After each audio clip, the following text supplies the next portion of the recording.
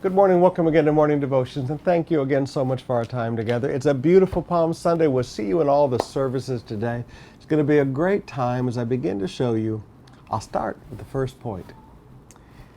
No matter what Jesus knew people would do to him, it didn't change his love for them. It's going to be a great study today. We're going to have fun. Right now, I want us to go back to the book of Deuteronomy, chapter 2, and I want us to get over some attitudes of exclusivity.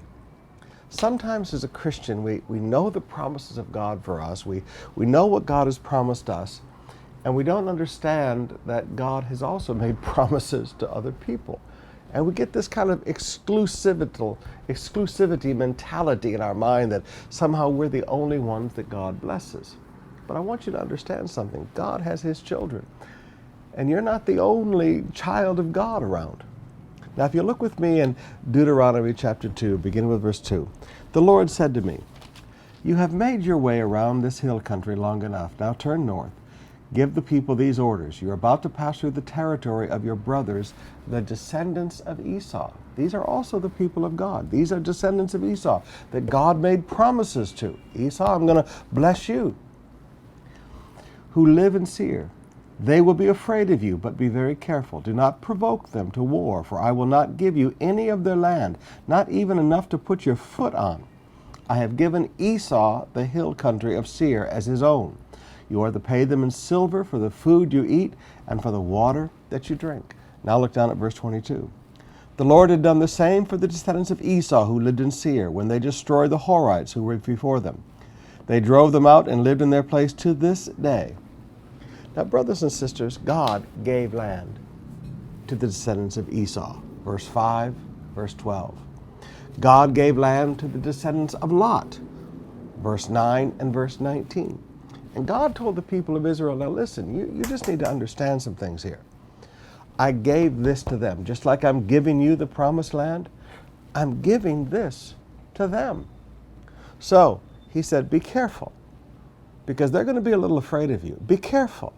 Do not provoke them. He said, recognize their ownership. Offer to pay them for anything you use that I gave to them. Recognize their ownership and be careful, because they're going to be afraid of you, so don't provoke them because you are so large. But the controlling factor here is not your size. The controlling factor here is, I gave this land to the descendants of Esau. I gave this land to the descendants of Lot. That belongs to them. Now, sometimes I talk to Christian businessmen, and you can get really irritated with them because they say, well, like McDonald's and Jollibee, you put your business next to somebody else, and then you compete, and, it's all about market share, and it's nothing personal, it's just business. Excuse me. Christian businessman, what did God give to that other businessman?